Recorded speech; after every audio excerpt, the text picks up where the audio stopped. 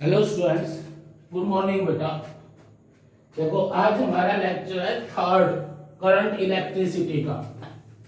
भाई अगर इसकी अंडरस्टैंडिंग करनी है अच्छी तरह तो पहले दोनों लेक्चर अच्छी तरह देखने पड़ेंगे। उसमें जो हमने दूसरा लेक्चर था उसमें ये किया था कि भाई जब हम इस कंडक्टर के ऊपर इलेक्ट्रिक फील्ड नहीं अप्लाई करते तो इसके electrons, free electrons randomly move करते रहते हैं। उसमें मैंने आपको प्रीवियस लेक्चर में इसके 9-10 पॉइंट करवाए थे। उस वेलोसिटी को जिससे electron freely, randomly, zigzag motion show करते हैं, उस वेलोसिटी का प्रीवियस लेक्चर में मैंने फॉर्मूला भी करवाया था आपको कि इससे निकलेगी और रूम टेम्परेचर पे नियरली 10⁵ मीटर पर सेकेंड होगी, जिग जैग मोशन होगा। इस particular area of cross section से जितने इलेक्ट्रॉन इधर जाएंगे उतने ही इलेक्ट्रॉन इधर आएंगे, उनके बीच का कोलिजन इलास्टिक कोलिजन होगा, एनर्जी लॉस नहीं होगा। किन्हीं दो कोलिजन के बीच का पाथ स्ट्रेट लाइन पाथ होगा। ये सारी बातें प्रीवियस लेक्चर में मैं आपको करवा चुका। उसके बाद मैंने आपको उसी में ये बताया था कि जब हम इस कंडक्टर पे यहां पे पोटेंशियल V लगा देते हैं तो इस कंडक्टर पे E अप्लाई हो जाती है। E की डायरेक्शन होती है हमेशा पॉजिटिव टू नेगेटिव, जिसकी वजह से इस कंडक्टर में जो फ्री इलेक्ट्रॉन है जिनकी थर्मल वेलोसिटी ये थी, उस हर इलेक्ट्रॉन के ऊपर E के अपोजिट फोर्स लगने लगती है। E के अपोजिट ये फोर्स होगी। जो इलेक्ट्रॉन A से B जाना था बिना इस E की प्रेजेंस के, वो इस फोर्स और इस वेलोसिटी के अंडर मूव करके B से B1 पहुंचेगा। बेटा ये मैं समझा चुका आपको। और ये इसका इलेक्ट्रॉन का जिनका नेट डिस्प्लेसमेंट विदाउट E 0 था, वो E अप्लाई करने की वजह से हर इलेक्ट्रॉन E के अपोजिट चलने नहीं लगा। ये मैंने आपको बताया था पहले भी। हर इलेक्ट्रॉन E के अपोजिट चला नहीं, पर हर इलेक्ट्रॉन E के अपोजिट कुछ खिसका है, ड्रिफ्ट हुआ है। और जो E के अपोजिट इलेक्ट्रॉन की ड्रिफ्ट वेलोसिटी है, ड्रिफ्ट वेलोसिटी, उसका ऑर्डर बहुत कम है, 10⁻⁻⁴ मीटर पर सेकेंड। पर मेन बात क्या है, E अप्लाई करते ही किसी भी कंडक्टर पे जैसे ही हमने E अप्लाई की तो इस कंडक्टर में जो भी फ्री इलेक्ट्रॉन रैंडमली मूव कर रहे थे, वो सारे के सारे इलेक्ट्रॉन E के अपोजिट, मैंने अभी बताया आपको, चले नहीं वो E के अपोजिट, पर जो इलेक्ट्रॉन जहां है वो इलेक्ट्रॉन E के अपोजिट कुछ खिसकने लग गया बहुत कम वेलोसिटी से। ये इलेक्ट्रॉन की जो ड्रिफ्ट वेलोसिटी है opposite to E, that is very very small in magnitude. और ये है कैसी बेटा, सारा वो प्रीवियस लेक्चर तो मैं बताने से रहा, बस एक ध्यान दो कि जो इलेक्ट्रॉन E के बिना लगे हुए A से B पे आना था, वो E लगने के बाद B से B1 पे आ गया। जो बिना E के M से N पे जाना था वो N1 पे रह गया। मतलब E के अपोजिट नहीं, सॉरी E के अलोंग नहीं, सारे के सारे इलेक्ट्रॉन ई के अपोजिट थोड़ी थोड़ी वेलोसिटी से चलने लग गए। अब एक मेन बात, एक इसमें वेलोसिटी लेनी है आपको, velocity of current, velocity of current. ध्यान से देखना, करंट कब बनेगा? जब हर एक किसी particular area of cross section को कोई चार्ज क्रॉस करेगा तो करंट बनेगा। और जब करंट बनता किसकी वजह से है? इलेक्ट्रॉन की ड्रिफ्ट वेलोसिटी की वजह से। इसका मतलब बच्चों के मन में एक बात आती है कि करंट की वेलोसिटी भी ये वेलोसिटी होगी। भाई अगर करंट की ये वेलोसिटी हो जाए फिर तो बड़ी मुसीबत हो जाएगी। फिर तो हमें अपने घर का बल्ब का स्विच भी दिन के 12 बजे ऑन करना पड़ेगा, तब जाके करंट बल्ब तक पहुंचेगा। पर ऐसा नहीं होता। एक्चुअल में क्या होता है, ध्यान से देखना, जैसे ही हम अपना स्विच ऑन करते हैं, जैसे ही अपना स्विच ऑन करते हैं, इस पूरी वायर में, चाहे ये वायर पानीपत से भाखड़ा तक हो, चाहे थर्मल से पानीपत तक हो, इस पूरी वायर में इंस्टेंटेनियसली ई बन जाती है। मतलब जो स्पीड ऑफ ई है ना, speed of electric field, speed of electric field, ये भी वेलोसिटी ऑफ लाइट के बराबर है। जैसे हम स्विच ऑन करेंगे, इस पूरी वायर में इलेक्ट्रिक फील्ड एकदम सेट हो जाएगी विद इन सेकेंड। और पूरी वायर में जो इलेक्ट्रॉन जहां भी है, कोई इलेक्ट्रॉन जहां भी है, वो ई के अपोजिट खिसकने लग जाएगा वहीं पे। मतलब कोई इलेक्ट्रॉन जहां भी है वो वहीं पे ई के अपोजिट इस वेलोसिटी से चलने लग जाएगा। इसका मतलब जो करंट है इस वायर में वो एकदम बना। करंट की स्पीड ये नहीं है, ये इलेक्ट्रॉन की ड्रिफ्ट वेलोसिटी है। करंट की स्पीड ये है। करंट जैसे ही हम स्विच ऑन करेंगे, पूरी वायर में, चाहे वो वायर 1000 किलोमीटर की हो, उस पूरी वायर में एकदम इलेक्ट्रिक फील्ड सेटअप होगी। पूरी वायर में जो इलेक्ट्रॉन जहां भी है वो एकदम ई के अपोजिट चलने लगेगा। इसका मतलब एकदम करंट बनेगा। अब ये मैं अभी करवा लेता हूं। चलो पहले आपको कि भाई derive the relation between drift velocity, बहुत इंपॉर्टेंट है, आर्टिकल है। Derive a relation between drift velocity and electric field applied. Drift velocity and electric field applied. Electric field का मतलब electric field strength. Electric field का मतलब electric field नहीं है, electric field strength है।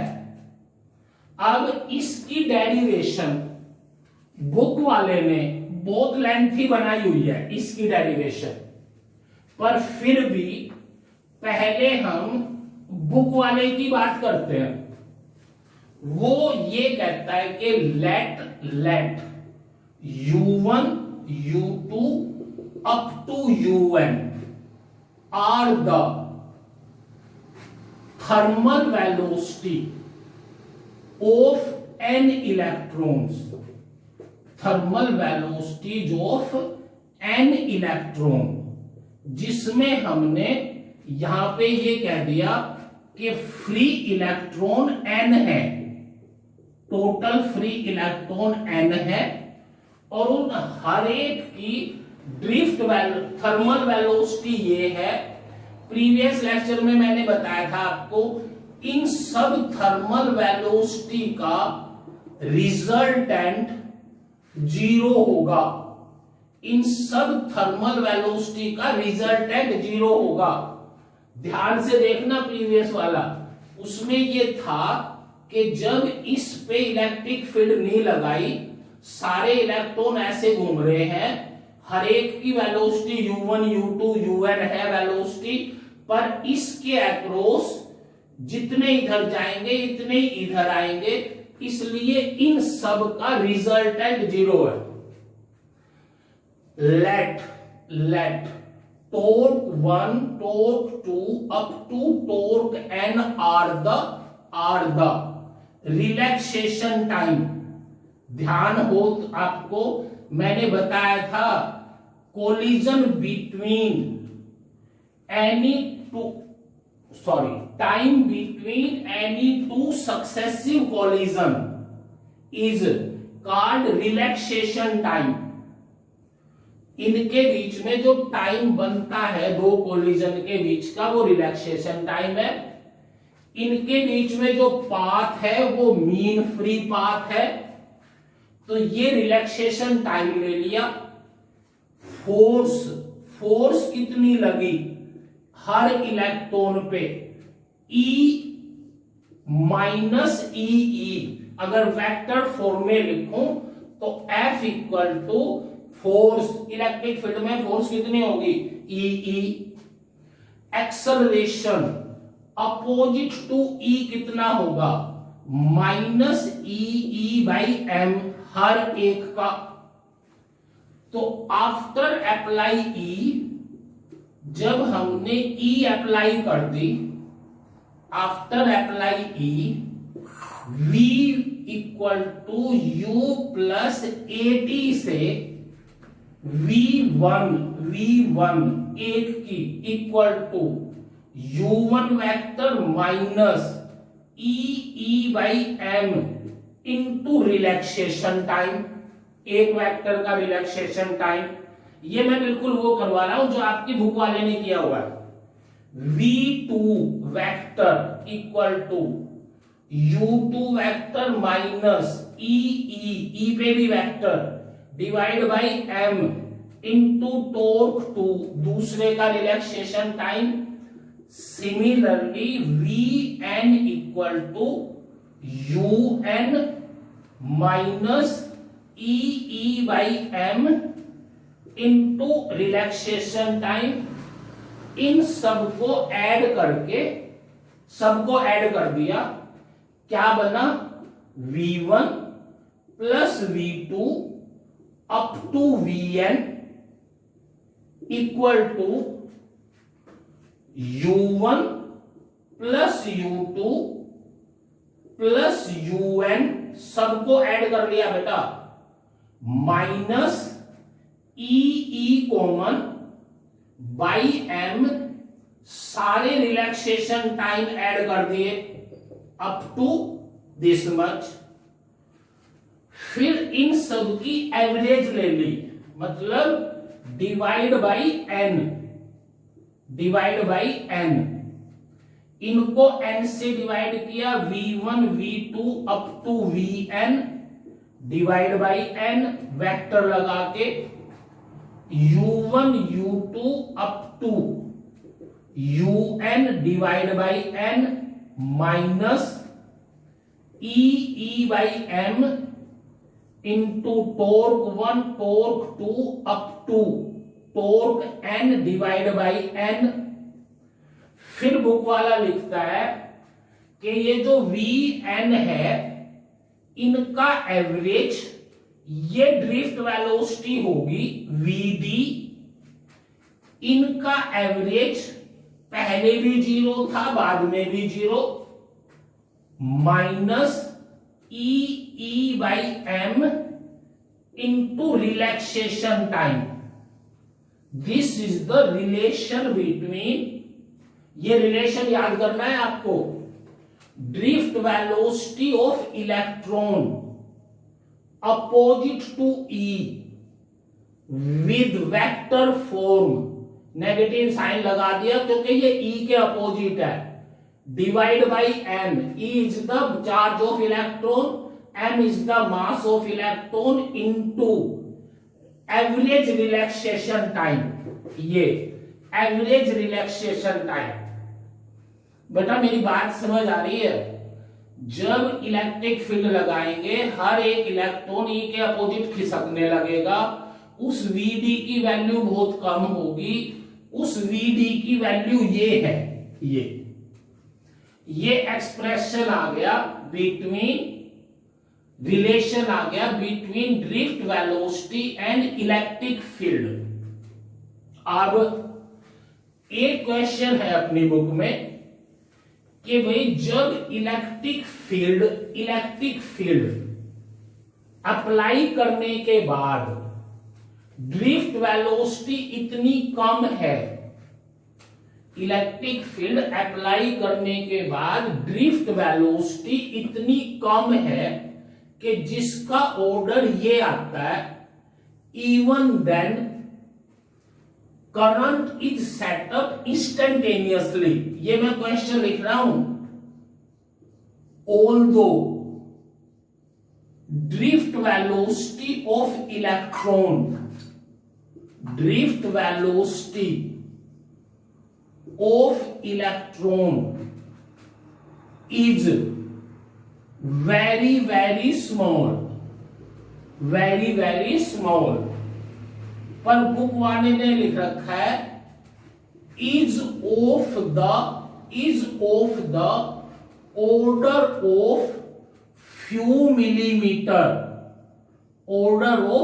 millimeter per second।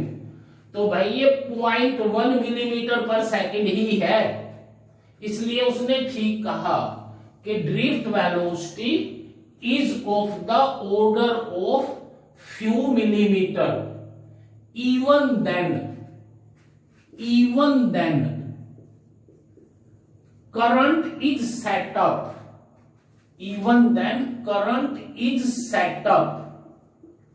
इंस्टेंटेनियसली, मतलब एकदम।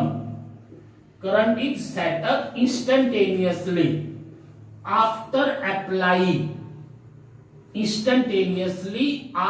Apply E, या बुक वाले ने लिखा है current is set up with velocity of electromagnetic wave, मतलब विद वेलोसिटी ऑफ लाइट। कोई बात नहीं, ये क्वेश्चन जो बुक वाले ने कंसेप्चुअल में डाला हुआ है बहुत इंपॉर्टेंट क्वेश्चन है कि जब इलेक्ट्रॉन की ड्रिफ्ट वेलोसिटी इतनी कम है, फिर भी स्विच ऑन करने के बाद करंट एकदम कैसे सेटअप हो गया। तो आपको ये कहना है कि भाई as soon as we switch on the circuit,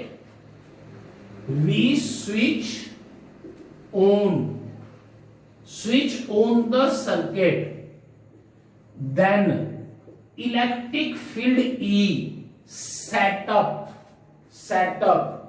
instantaneously, electric field instantaneously setup हो जाती है। And so all electrons starts drifting opposite to E throughout the wire, पूरी वायर में, चाहे वो वायर कितनी भी लेंथी हो, throughout the wire with very small velocity, very small drift velocity। उनकी ड्रिफ्ट वेलोसिटी तो बहुत कम है, पर उस हर वायर में अपोजिट स्टार्ट्स कर देते हैं, resulting the setup of current instantaneously, एकदम करंट को सेटअप कर देते हैं। कोई बात नहीं, एक बार ये तो हो गया आंसर। अब ध्यान से दोबारा सुनो, 3 वेलोसिटी है भाई। एक तो थर्मल वेलोसिटी है, वो टेम्परेचर की वजह से है, वो बहुत ज्यादा वेलोसिटी है। दूसरी वेलोसिटी है इलेक्ट्रॉन की इलेक्ट्रिक फील्ड के अपोजिट खिसकने की, ड्रिफ्ट वेलोसिटी, उसकी वैल्यू बहुत कम है। तीसरी वेलोसिटी है करंट के बनने की, कि एकदम करंट वेलोसिटी ऑफ लाइट से बनता है। एक बार और देखो, अगर एग्जाम्पल लेके बताता हूं, ये तुम्हें कहीं नहीं लिखना, ध्यान से देखना। अगर हम, ये हमारी पानी की टंकी है ऊपर, ये पाइप है पानी का, इस पूरे में पानी है, और यहां से हम टैप को ऑन कर दें तो इसको ऑन करते ही पानी का फ्लो स्टार्ट हो जाएगा। ये थोड़ी कहोगे कि ये वाटर मॉलिक्यूल ये जब यहां पहुंचेगा तब कहेंगे पानी का फ्लो ना। जैसे ये ऑन किया, पूरी पाइप में प्रेशर डिफरेंस लग गया और लिक्विड का फ्लो एकदम स्टार्ट हो गया। लिक्विड का फ्लो तब नहीं कहेंगे कि भाई जब ये यहां पहुंच जाएगा तो लिक्विड का फ्लो स्टार्ट होगा ना। एकदम स्विच ऑन करते ही, बेटा एक एग्जांपल और ध्यान से देखना। अगर कोई हमें ये कह दे कि भाई पानीपत से दिल्ली तक ये गाड़ियों का जैम लगा हुआ है, पूरी तरह पैक्ड है, इनमें कोई गैप नहीं है, ये पानीपत है, ये दिल्ली है, कोई गैप नहीं है, और ये जैम है कंप्लीट। अब मेरी बात ध्यान से सुनना, जैसे ही हर ड्राइवर अलर्ट है, जैसे ये अपनी गाड़ी को थोड़ा सा खिसकाएगा, एकदम ये ड्राइवर भी जो दिल्ली है अपनी गाड़ी को थोड़ा सा खिसकाएगा। मेरी बात समझ आ रही है? अब देख, गाड़ी के खिसकने की स्पीड तो कुछ है ही नहीं, नेग्लिजिबल है, पर इसके खिसकते ही मैसेज एकदम यहां गया ना। इसका मेरी बात समझ आ रही है? समझने की कोशिश करो मैं क्या कह रहा हूं। मैं ये कह रहा हूं कि इनका चलना, थोड़ा सा चलना, वो तो है ड्रिफ्ट वेलोसिटी, और ये इंफॉर्मेशन यहां से यहां एकदम आना, वो है velocity of current, velocity of light के बराबर। इसलिए मैं आपको बार बार ये बता रहा हूं कि भाई ये 3 वेलोसिटी हैं, अलग अलग है, और करंट जब बनता है तो बहुत कम वेलोसिटी से वो ड्रिफ्ट वेलोसिटी बहुत कम होती है। अब बेटा दूसरी बात, एक ये और रिलेशन लिखो, पर ये रिलेशन करने से पहले एक और चीज करो, आप बार बार जो कहोगे, रेसिस्टेंस ऑफ ए वायर या रेसिस्टेंस ऑफ ए कंडक्टर या रेसिस्टेंस ऑफ ए मटेरियल, कुछ नहीं फर्क पड़ता। रेसिस्टेंस ऑफ ए कंडक्टर, पहली बात तो ये कि जिसका ये रेसिस्टेंस होगा उसे रसिस्टर बोलेंगे। रसिस्टर, जिसका हम रेसिस्टेंस लिखेंगे, आपने 10th में किया हुआ है, मान लिया किसी वायर का रेसिस्टेंस 5 ओम है, तो उसको आप रसिस्टर कहोगे, रसिस्टर। दूसरी बात, जैसे जिसका कैपिस्टेंस होगा, जो ये कैपिस्टर है, ये कैपिस्टर है, इसको हमने क्या बोला, कैपिस्टर। जैसे हमने इसको रेसिस्टर बोला, इस कैपिस्टर का क्या बना, कैपिस्टेंस, सी। ऐसे जिसका रेसिस्टेंस होगा उसे रेसिस्टर बोलेंगे। अब ये जो रेसिस्टेंस है इसके 3-4 फॉर्मूले हैं, पर पहला है resistance theoretical is the property of a wire by, is the property of a wire by virtue of which, by virtue of which a wire oppose the flow of current, a wire oppose the flow of current through it,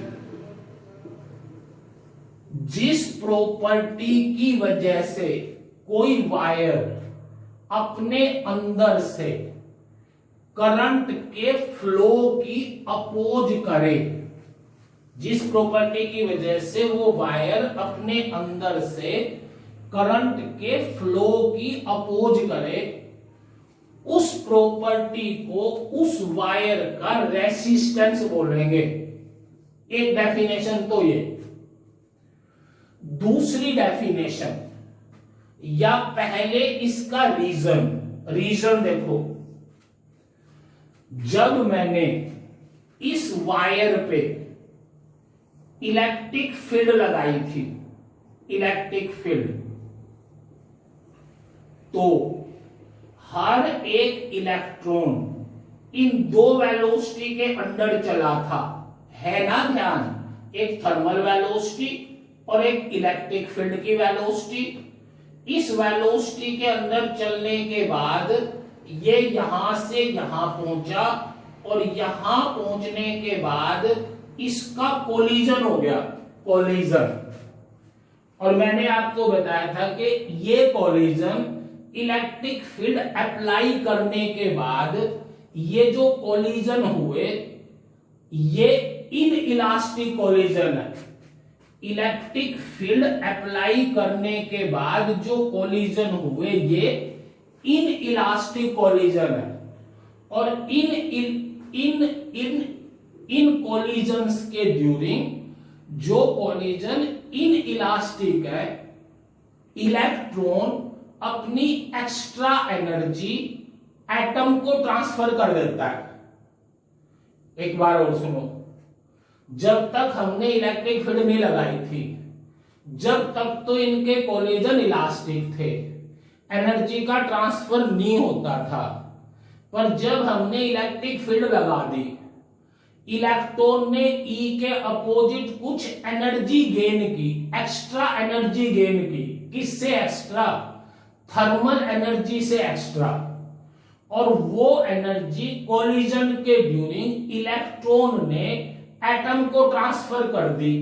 फिर बेचारा वैसे ही रह गया, फिर चला, electric field फिर लगेगी इस वेलोसिटी के अंदर, फिर यहां पे पहुंच गया, यहां तक पहुंचने के बाद फिर कोलिजन हो गया, कोलिजन होके फिर एक्स्ट्रा एनर्जी ट्रांसफर कर दी।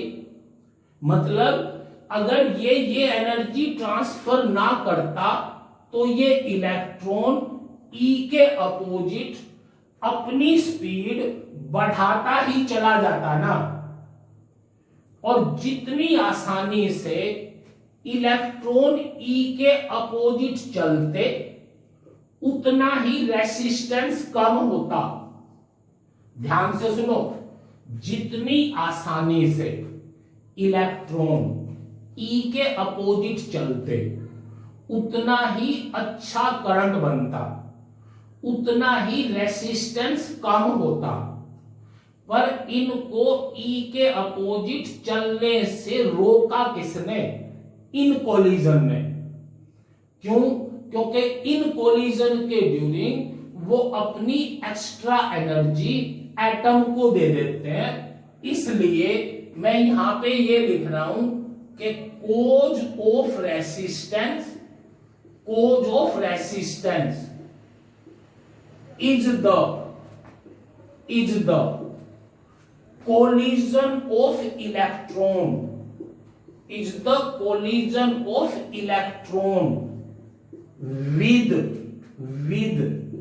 atom or molecules of the conductor, with atom or molecules of the conductor, during which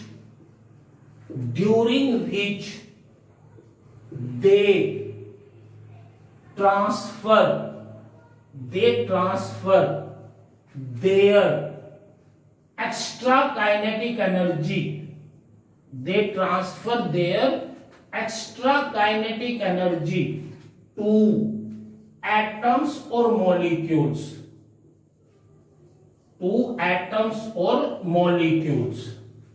बेटा अगर ये कोलिजन ना होते तो इलेक्ट्रॉन का ई के अपोजिट चलना आसान रहता, और इलेक्ट्रॉन का ई के अपोजिट चलना आसान रहने का मतलब करंट अच्छा बनता, करंट अच्छा बनने का मतलब अपोजिशन कम होती मतलब रेसिस्टेंस कम होता। इसलिए जो भी ये रेसिस्टेंस बना है इस कंडक्टर में, दैट इज द कोलिजन। चलो आगे। अब तीसरी चीज कि with rise in temperature, with rise in temperature of a conductor, rise in temperature of a conductor, resistance will increase, resistance increase होगा rise in temperature करने पे। जैसे देखो, एक बार दोबारा सुनो, पिछले चैप्टर में पोलराइजेशन किया था हमने कि भाई सारे डाइपोल ई के अलोंग आ गए। कौन ले आया? ई। क्या करके? टॉर्क अप्लाई करके। जब हमने टेम्परेचर बढ़ाया तो इनका ई के अपोजिट होना कम हो गया, इसलिए राइजिंग टेम्परेचर पोलराइजेशन घटाता है। पोलराइजेशन डिक्रीज होगा विद राइजिंग टेम्परेचर। यहां पे देखो, जैसे ही टेम्परेचर बढ़ाएंगे ये थर्मल वेलोसिटी ज्यादा हो जाएगी, ये कोलिजन और फ्रीक्वेंट हो जाएंगे, because collisions of electrons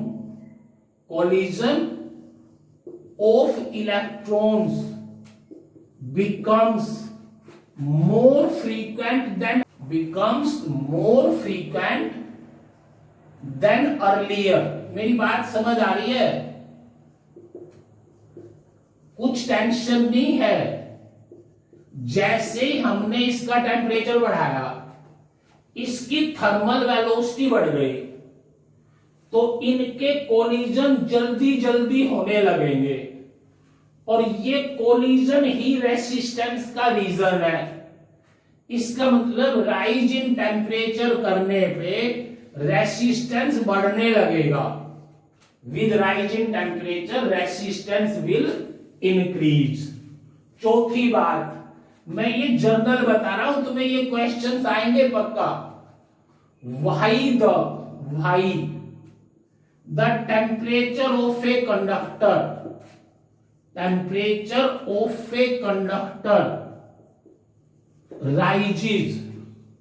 rises after passage of current। अगर हम किसी में करंट पास कर दें तो उसका टेम्परेचर क्यों इंक्रीज हो जाता है? इसका रीजन भी यही कि because electron transfer their extra kinetic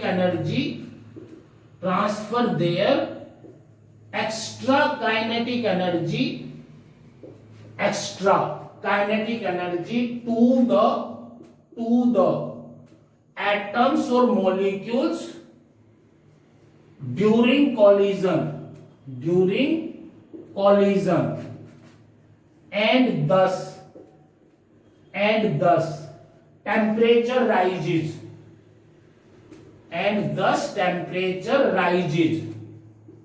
ये बातें मैंने आपको जर्नल बताई है, सिर्फ उससे के भी उसके कोलिजन्स के बाद कैसे कैसे क्या होता है। अब फिफ्थ कि रेसिस्टेंस का सिंबल क्या होगा। जो हमारा रेसिस्टेंस है रसिस्टर का, उसका सिंबल क्या होगा।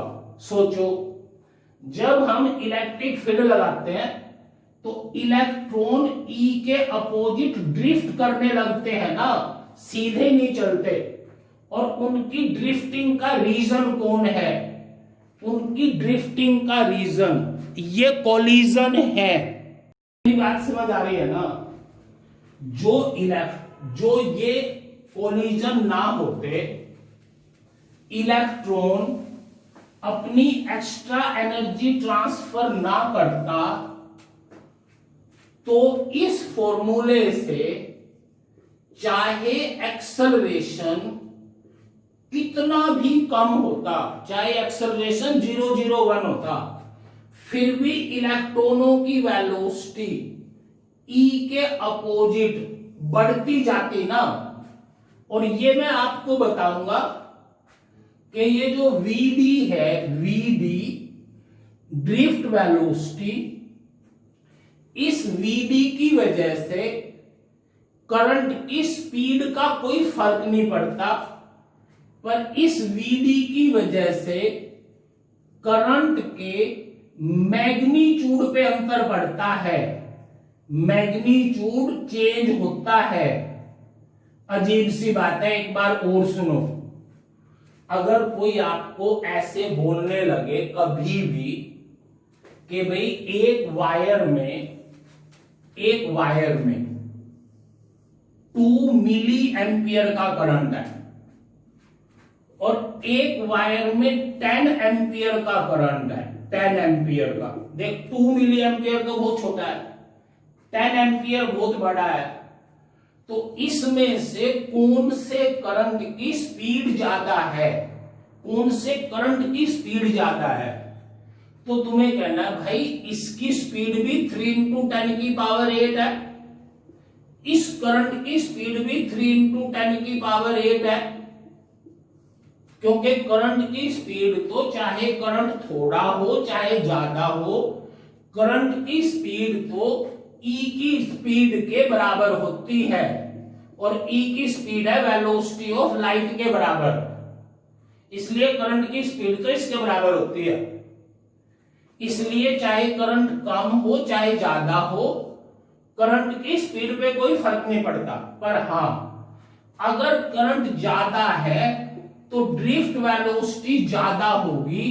ये रिलेशन मैं आपको अभी करवाऊंगा थोड़ी देर बाद। करंट की स्पीड ज्यादा, ड्रिफ्ट वेलोसिटी ज्यादा होगी तो करंट की वैल्यू ज्यादा होगी, करंट की स्पीड ज्यादा नहीं होती।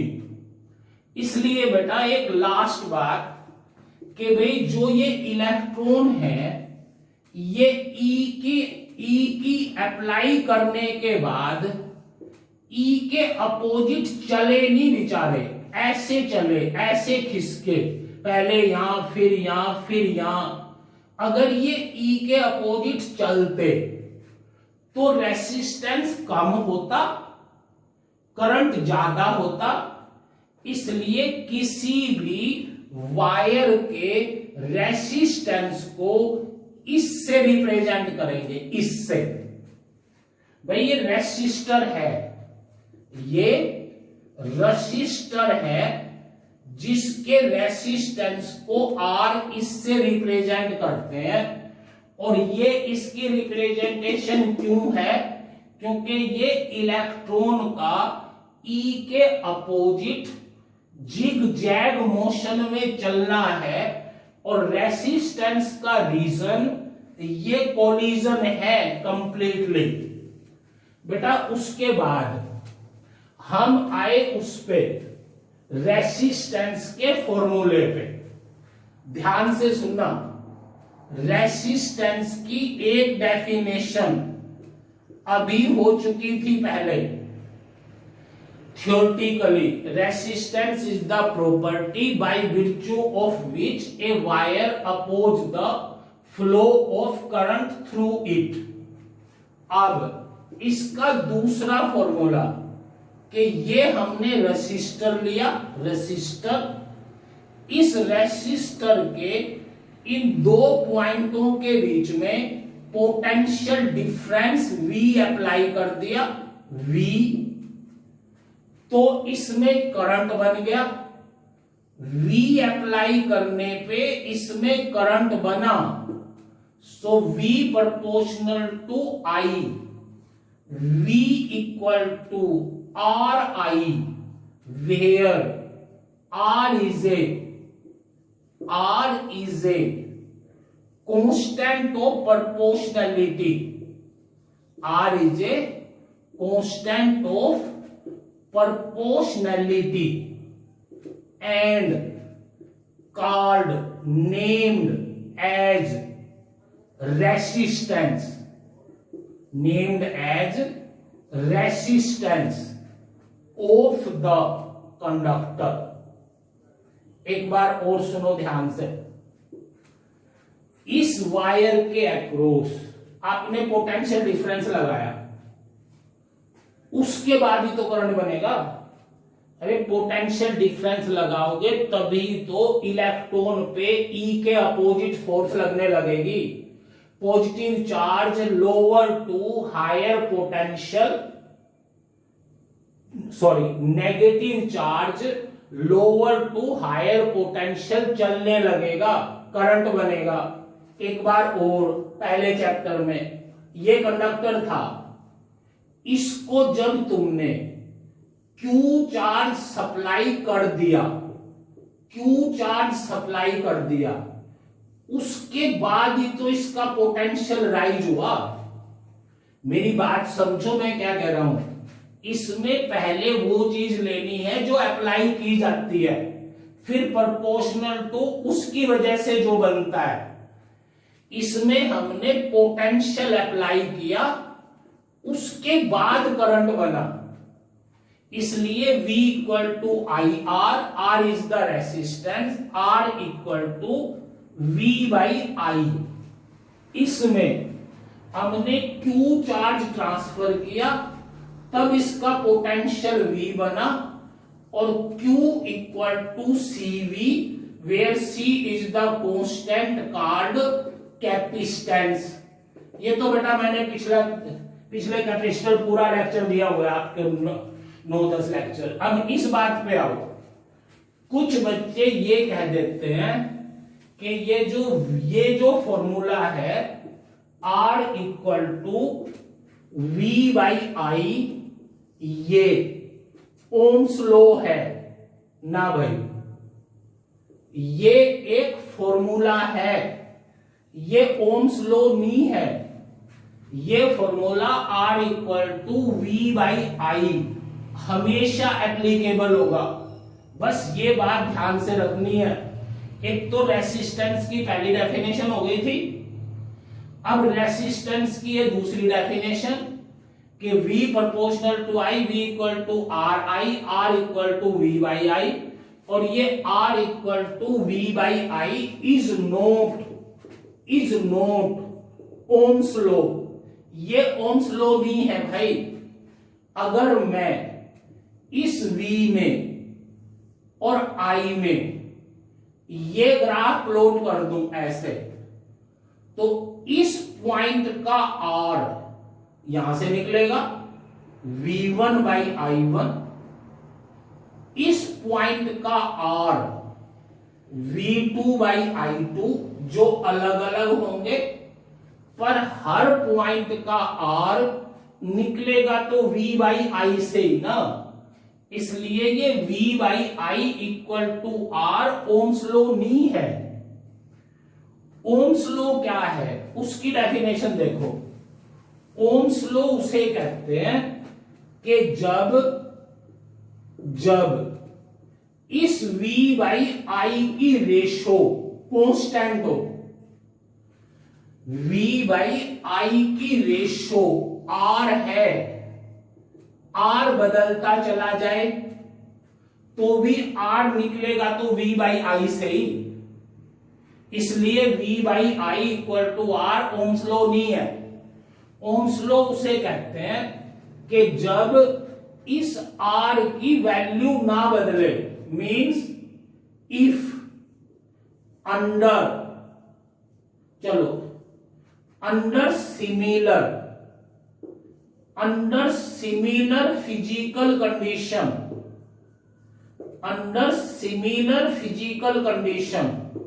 फिजिकल कंडीशन जिसमें सारी आगे स्ट्रेस, स्ट्रेन, टेम्परेचर या छोड़ो, under similar physical condition temperature and pressure etcetera, ratio of potential difference across a conductor and current flowing through it remain same, so R equal to V by I is the Ohm's law if R is constant। Similar condition change करने के बाद भी V और I की ratio constant रहे, उस law को Ohm's law बोलेंगे। बस एक चीज ध्यान से देख लो, जो मैंने तुम्हें पिछले चैप्टर में भी बताई थी कि ये Q है और ये V है, Q और V ये दो ग्राफ हो गए, फर्स्ट और सेकंड। तो किसका कैपिस्टेंस ज्यादा है? कैपिस्टेंस किसका ज्यादा है? जिसका स्लोप ज्यादा होगा, इसका स्लोप ज्यादा, इसका स्लोप कम, इसलिए C1 ग्रेटर देन C2 और ये कांस्टेंट है। ऐसे यहां पे देखो, कोई बात नहीं, इसे कहेंगे ओमिक सर्किट और लीनियर सर्किट। बेटा याद तुम्हें करना है, ओमिक सर्किट और linear circuit are those which obey the Ohm's law. Linear और ओमिक सर्किट आर दोज कौन से भाई? Which obey the Ohm's law, जो ओम्स लॉ को ओबे करे, जिसमें V और I के बीच में ये स्ट्रेट लाइन बने और ये स्ट्रेट लाइन बन के ये थीटा बनेगा और इसका R जो V बाई आई है वो टेंजेंट थीटा होगा, कांस्टेंट होगा। इसलिए जब भी V और I में स्ट्रेट लाइन बनेगी, R कांस्टेंट होगा। इसको ओमिक या लीनियर सर्किट बोलेंगे और ये है भी लीनियर लाइन भाई।